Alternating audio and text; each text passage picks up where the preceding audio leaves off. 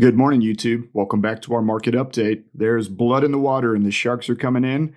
It looks like we've hit bottom on gold and silver. Let's talk about it when we return.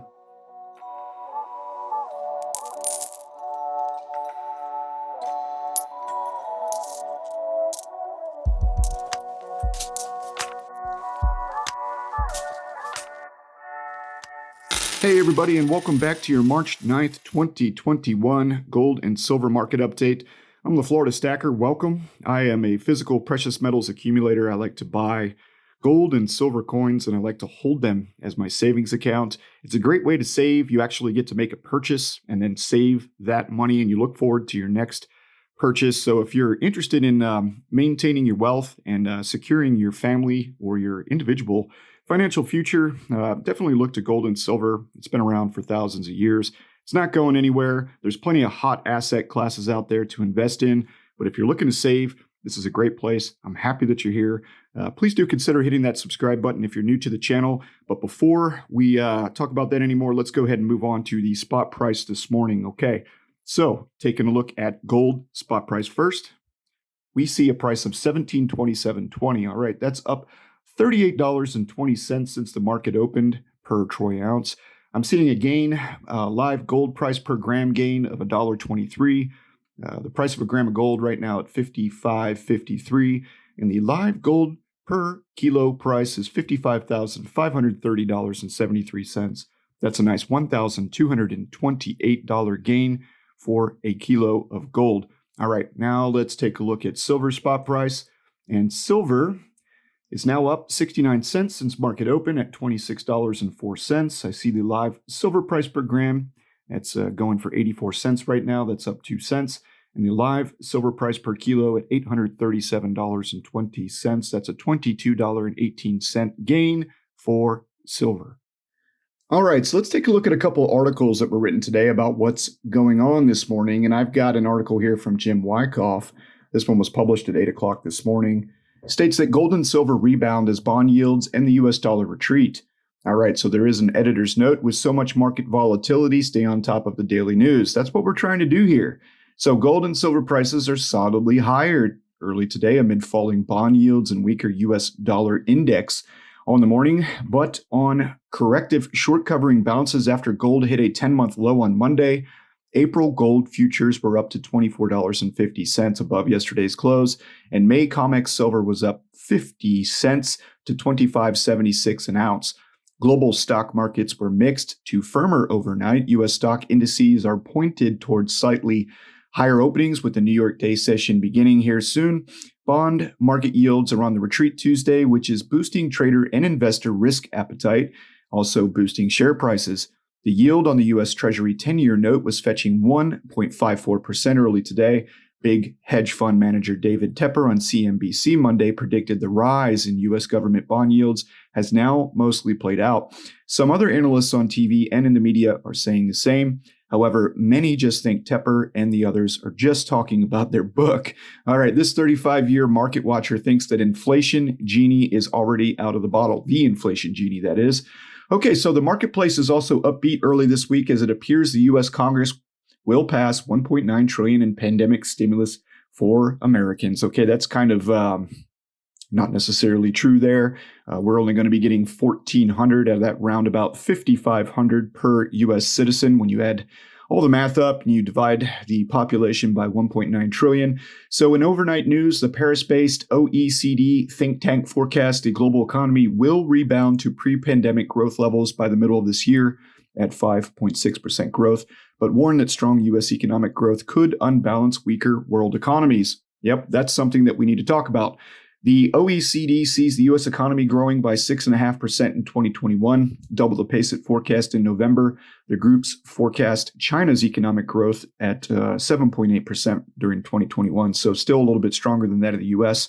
The key outside markets today see NYMEX crude oil future prices higher and trading around $65.35 a barrel. There's that inflation for you, as well as the impacts of certain political decisions here in the United States.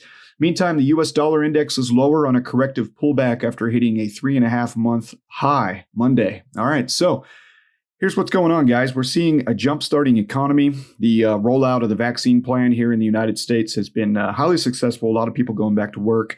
You gotta take what you hear on the news, right? The news with a grain of salt. Okay, you got to do your own due diligence and do your own research. But it's looking like the economy is starting to come back to life while we're injecting all this new fiscal stimulus into the economy.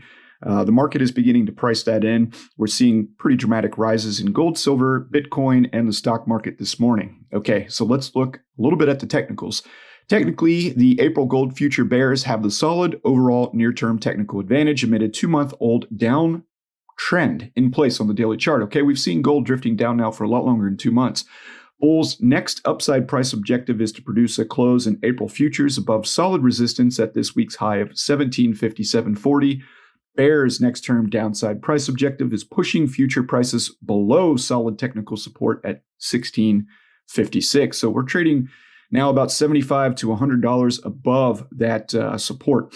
First resistance is seen at the week's high of 1712 and then at 1725. That's the range we're trading in now, right at that resistance line. And first support is seen at 1681.30. Okay. Not to get too deep into the technicals, let's just keep this focused on what's going on from a more overall point of view. And let's talk about that here real quick. So once more, we're seeing the injection of a lot of money, right? A lot of money entering the market. I'm seeing some predictions now for a 10% decline year over the next 10 years in the US dollar's buying power, which, kind of brings us back to that age-old question. Is gold, is silver actually rising, or is the dollar just continuing to get weaker? And that's why we talk about protecting your wealth, right? That's why we talk about retaining your hard-earned assets. You get up every day, you go to work, you bust your butt, you get a paycheck for it, or your business brings in money.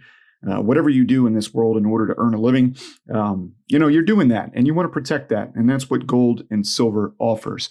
Okay, so let's move along to another article here. And this one is written by Todd Bubba Horwitz. Gold, silver, platinum rally. Can it hold? This morning, gold, silver, and platinum are up nicely. The bigger question is, can the rally hold? I think it can. That is the answer only fortune tellers, prophets, and self-proclaimed gurus can give.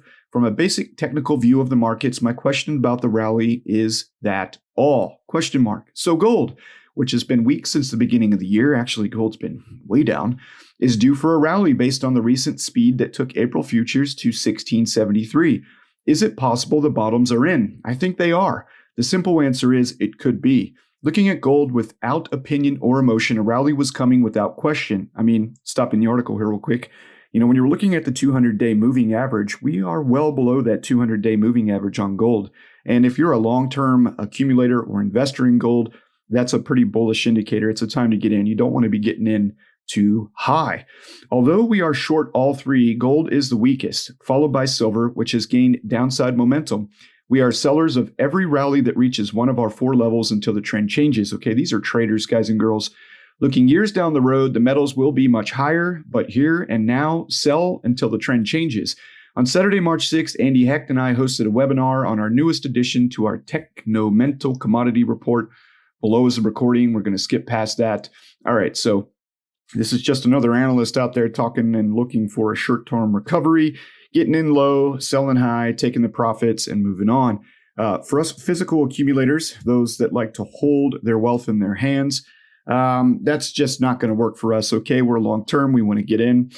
We want to get good deals, obviously, based on the market during the time of our purchase. But many of us are not looking to sell, if at all. I personally will be selling at some point in my life, at least some of it, in order to pay off my mortgage or, potentially to finance other investments down the line. But for now, I've got a lot of work to do in order to build my savings account. I'm not going to stop until I've got well over 20 ounces of gold and over 500 ounces of silver. We're working on that right now. All right. So tell me, what do you think what's going on? Do you think we've reached a bottom?